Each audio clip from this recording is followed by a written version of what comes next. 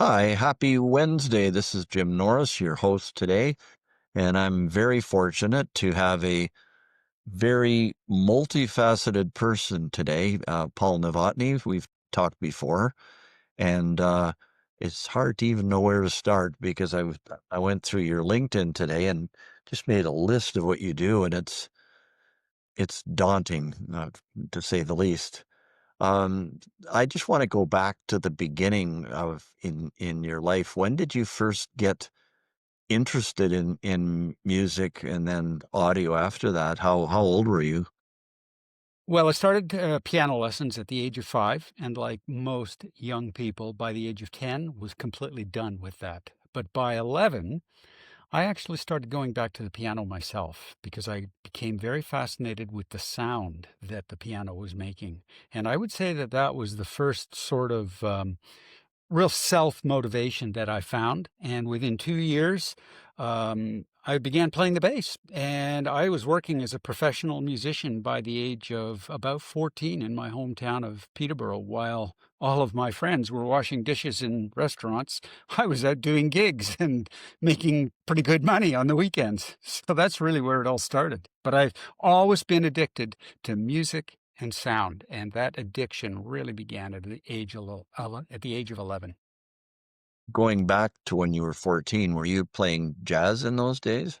Some, I was pretty green, but the thing is, we played a variety of music for dances. Primarily weddings, Legion Hall dances, for example. So it became where I started to learn music from the Great American Songbook and tunes that went back to the 20s and the 30s, like "Peg of My Heart" and "Butter and Egg Man." These old Dixieland tunes. I was starting to play with a very mature generation of musicians who were all World War II musicians, and I learned so much from them. And that's a really big thing about how the elderly generation who were still playing and enjoy it just passed so much of their musical intuition to me at the age of 14 years old. So Ex- that was a great experience, a great way to get going. And did you take music in high school?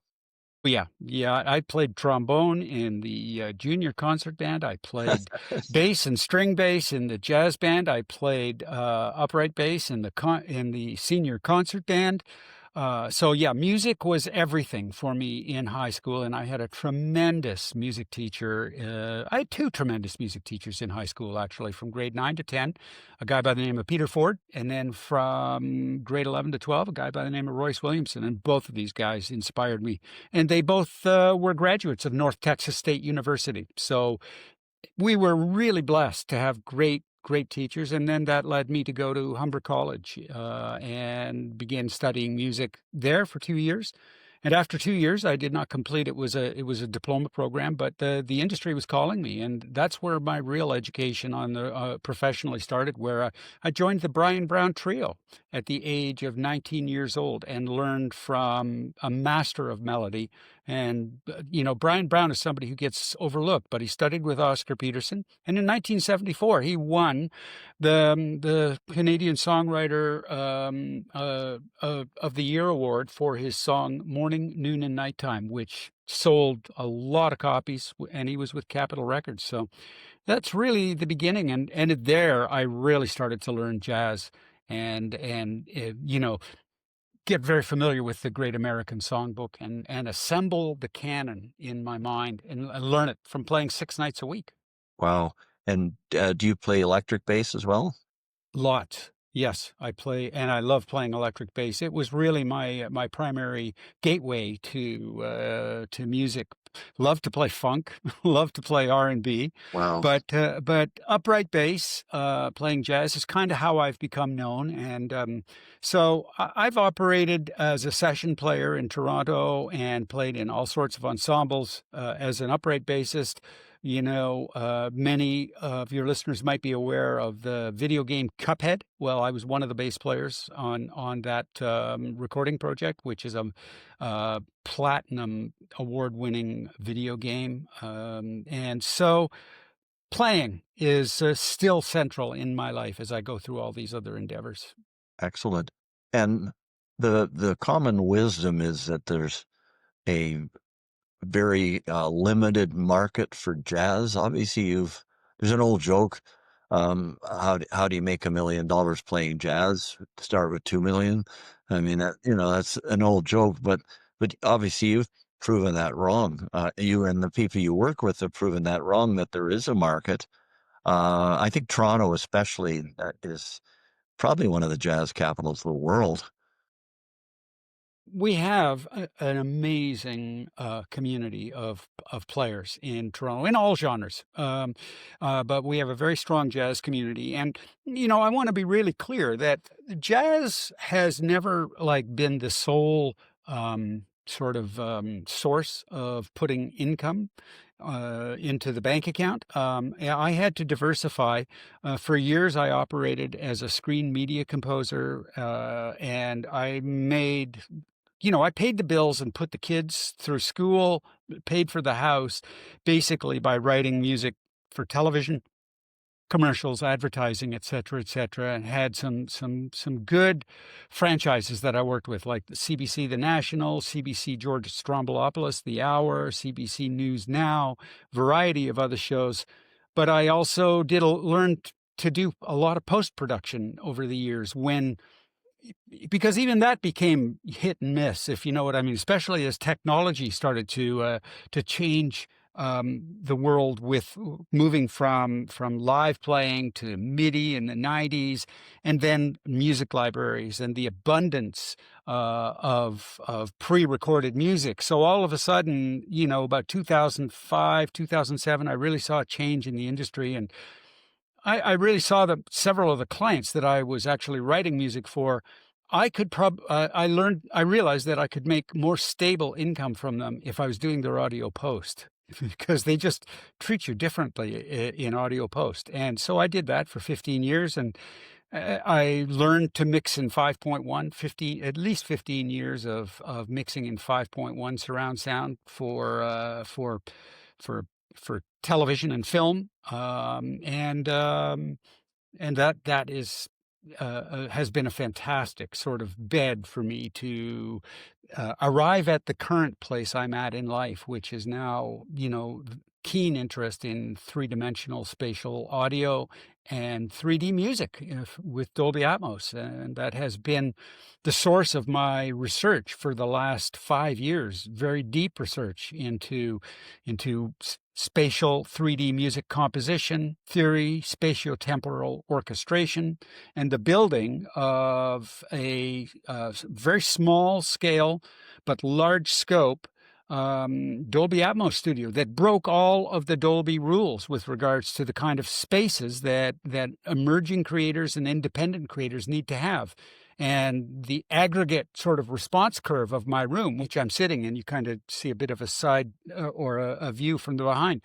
Right. But I've been working with a guy by the name of Ed Segrin, and he has installed studios in Los Angeles, New York, and Toronto, both 5.1 surround and Atmos, and he is astounded at the aggregate response curve. And we actually brought it to Dolby, and they kind of said, "How did you do this?" So this has been really great research.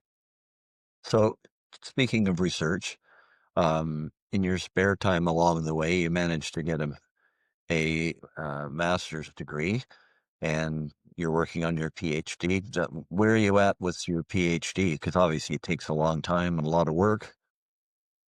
Yeah, it's been a long time. I started the PhD in 2018, and it was a very different world in 2018 that it is now in 2025. And so the reasons that I started it were purely out of interest for this topic of spatial sound. And I really wanted to get to the bottom of it in a very deep way that involves both praxis and actual research and authorship, so I can write about it.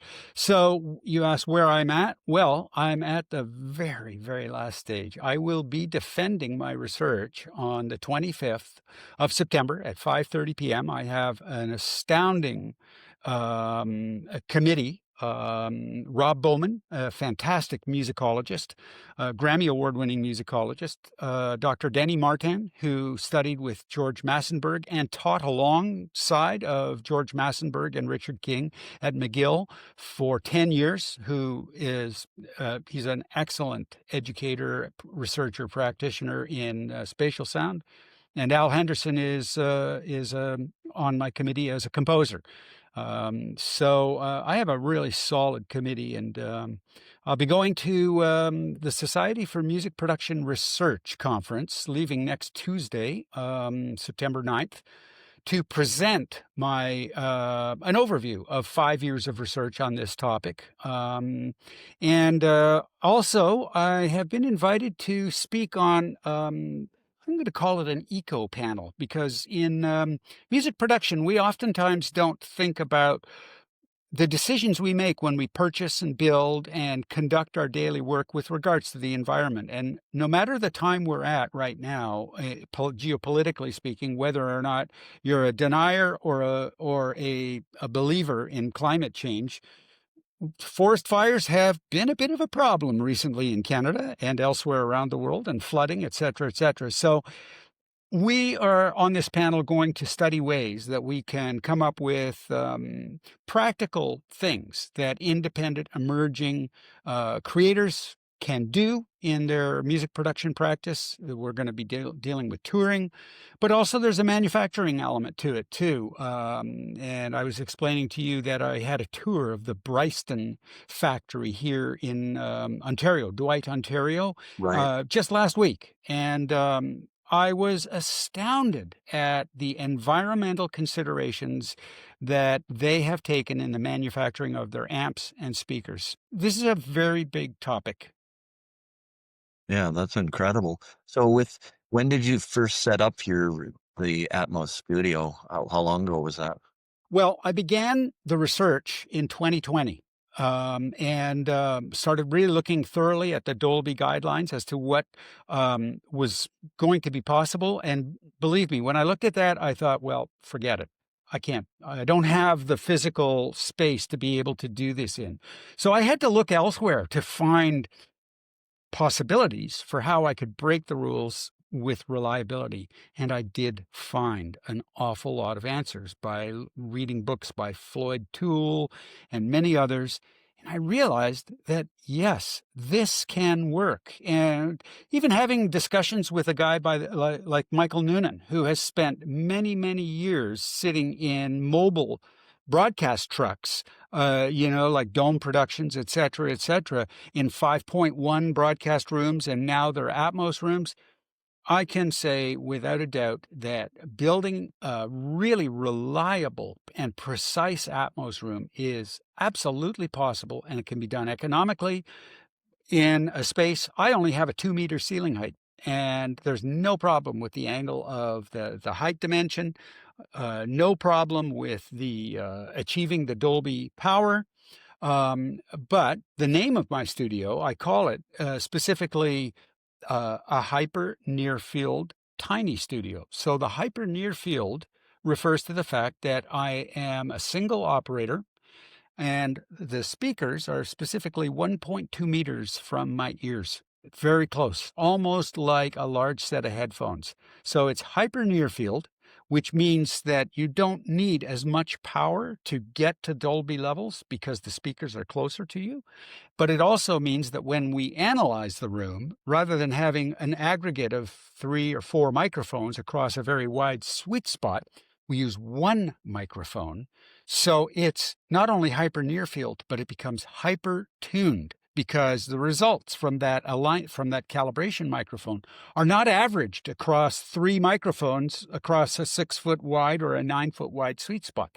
It's hyper tuned. And this is the key to how you can achieve very precise monitoring. I mean, my room is pretty much flat to 24 hertz in a small room, and it's just normally not been possible. So we broke some rules, and it's working. And I'm really happy to tell people about it and encourage people to try this on their own. Excellent. And speaking of Bryson, you've recently integrated their product into your setup? I did. About 2.5 years ago, I reached out to James Tanner and said, "Look, I'm really interested in putting Bryston power amps in my room. I would just like a little bit more power, and there's a linearity to them and a quality. With regards to the environmental aspect of the studio, one of the things I've always believed is buy it right once and don't rebuy it, and buy something that works for a lifetime. And Bryston has that reputation. And I made other decisions with regards to the technologies that I've chosen with that same sort of philosophy. But when I told James what it is I was doing with the studio, he said, "Wow, that sounds really interesting. We've got a product in development that I think might be really good for you. But you'll have to be patient because it's just not ready yet." So I waited about a year and a half. And I took about 2 months ago, I took delivery of serial number 003 4. The first two amps were testers that are for showroom, etc. But I pretty much have the first model of what they call the BD, Bryston Digital 225.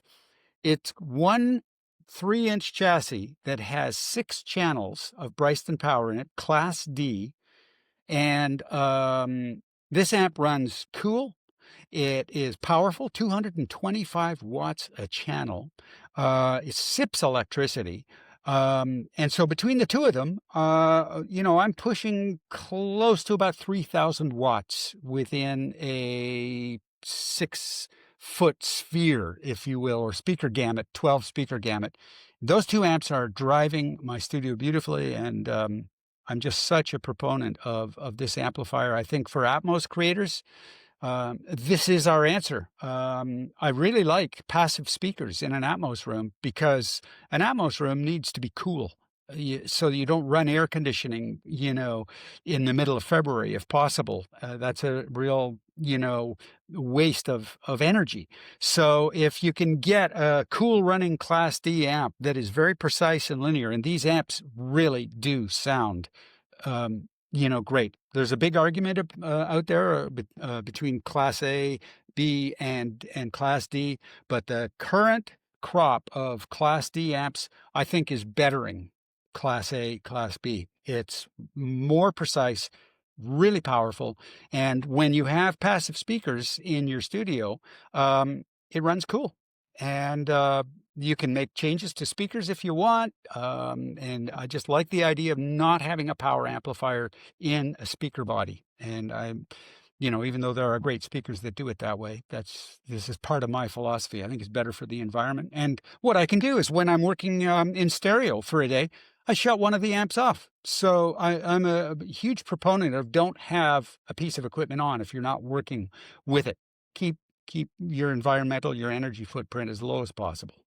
That makes sense. What kind of speakers do you use in your studio? Oh, interesting question. PSB.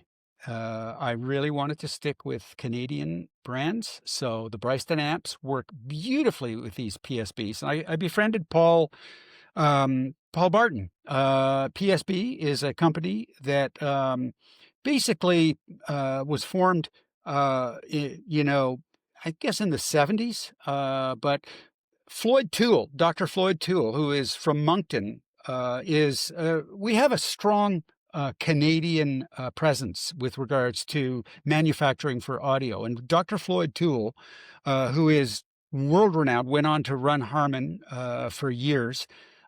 He got his PhD in the early 60s, and he was studying the location, the ability to locate sine waves in a multi-speaker gamut.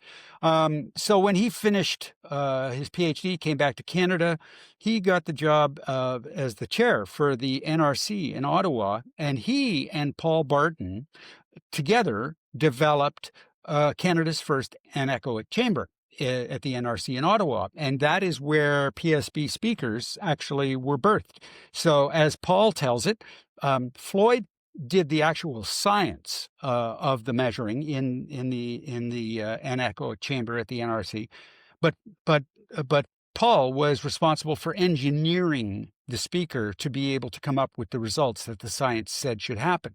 So when I learned the sort of heritage, if you will, of PSP speakers. I said, these speakers must sound great. So I ordered up a pair, really inexpensive speakers, but I have them right beside my ATCs, and they work beautifully. So this is a big part of how I economically meet the sound pressure level and the guidelines is great power, and a naturally tonally balanced speaker. And the PSBs are working really well. They're ported, and it Paul Barton became a good friend and a really strong advocate of the project. And so it's been a real interesting journey for me because it's brought me to meet people who are really significant in loudspeaker design and manufacturing of Canadian products, which at this time in the world,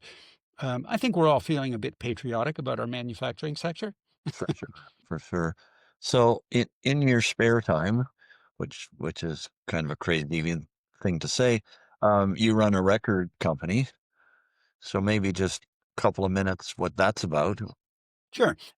Well, over the years, after I'd finished playing with Brian Brown in Peterborough 6 nights a week, um, I came to Toronto, and one of the first pianists that I met was my dear friend Joe Seeley, and we did a lot of gigs together. We played tons on the Toronto scene, did records, did some touring together.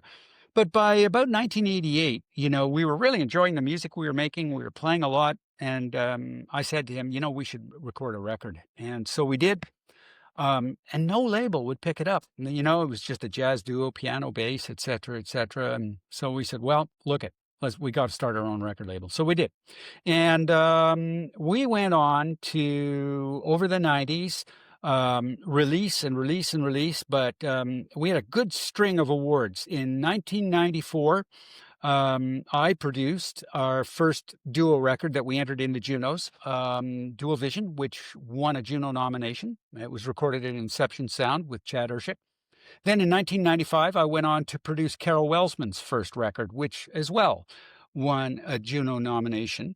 And then in 1996, I produced Joe Seeley's Juno Award-winning Africville Suite, which won an award. And that has been a really significant project in my career. And we still go out and tour that project and tell the story of Africville, Canada's oldest urban Black community on the north shore of Halifax, Bedford Basin, and what happened there. And that involves some tremendous musicians, Jackie Richardson, Daniel Barnes on drums, Allison Young on saxophone. And we have such a good hookup with that band as people, but the music we make and the stories we tell with that is good. And then the label, in 1999, Joe and I recorded another record called Dual Vision, which also won a Juno Award. But we started to pick up other artists too. So we released Archie Aline, et cetera, et cetera. We got distribution through The Orchard, which is really a prized thing. And bottom line is that as I am now, finishing my PhD, that record label is going to be the focus of my entrepreneurial activity going forward. I'm really looking forward to releasing a bunch of music from others, but also of my own in Atmos through my record label. So that's kind of my journey at this point. I'm feeling very good about the future because I know the science, if you will, of music composition. My PhD has introduced 3 new things. And by the way, Rutledge Academic in UK has requested that I write a book on my topic. My dissertation is titled Found in Space. And what I came to realize is that most stereo practitioners, when they contemplate working in Atmos with 12 speakers, they go, whoa, well, what do you do with all those speakers? And so I thought, well, I guess they're kind of lost in space. So that old 60s television show about, pioneering crew members that were going into space to find an alternative planet to habitate humanity, really started to, I thought it was a nice catchy thing. So my dissertation deals with the ethos that creators and so I'm talking when I say creator, I mean composers and mixing engineers, the ethos they need to have with regards to creating music in 3D. It's very different than stereo. And the next step is understanding the componentry, which I call the metaphysical concepts that exist. Nobody that I'm aware of has actually done the research and figured out what the most important components are in making a Dolby Atmos mix sound immersive and be compelling. So I've invented a music analysis system for 3D music, which involves ear training exercises. It involves what I call a 5-facet typology, so that you have the necessary vocabulary, terms, and concepts for it. But if you know all those things and you don't have a proper playback space, that's why I did the Dolby Atmos Hyper Near Field Tiny Studio, because I needed to have a laboratory where what I could do is I could test these metaphysical concepts, listen to them, work on a mix, try it, and say, oh, I see how this works. I see how that can work. And so in my defense, I was telling Chad Urshik, a great friend and engineer, this just a week ago. I am going to be, as my musical component of my defense, I'm going to be presenting an exemplar of music mixing. It's perhaps the only music mix that's been worked on for 4 years. And Chad said, it better be good. And I said, well, it is.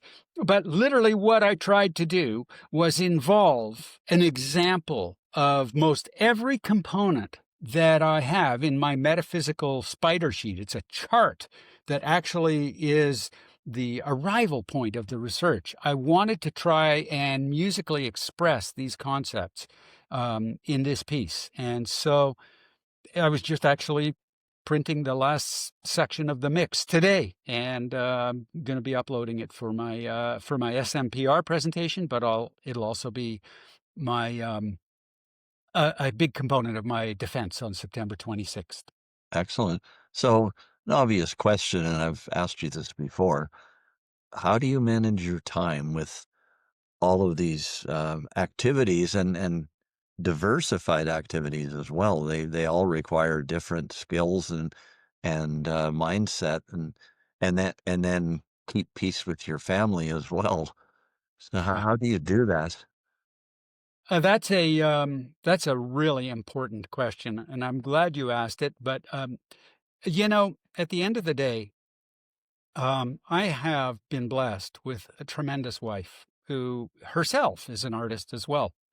And she understands artistic drive and the desire to be isolated, if you will, for those creative individuals. So she is a bit of an artistic hermit herself. So we have a great relationship where, I can go do my work, she goes and does her work, and we've always made it important, though, to do things socially together. So for years, we would book a season's pass at the ballet. Right now, we're going to Coal Mine Theater. We're season's pass holders. So we have events. We are very blessed within our cottage, from her family to have, or within our family, we have a cottage up north. So we go there, and that is our sacred time where we go for walks, etc. So we find our places, and our kids are actually kind of similarly blessed with that sort of creator spirit, where they like to get into their own zones, get into their flow of immersion, and do their things. So that has been helpful, but you have to work at it. You have to make the time for the commitments to be with your family, and it's worked out pretty well. Actually, Anne has traveled to all of the international conferences that I've done. We've been Excellent. to Sweden, to Stockholm, to Oslo, to Boston. We're going to Victoria together.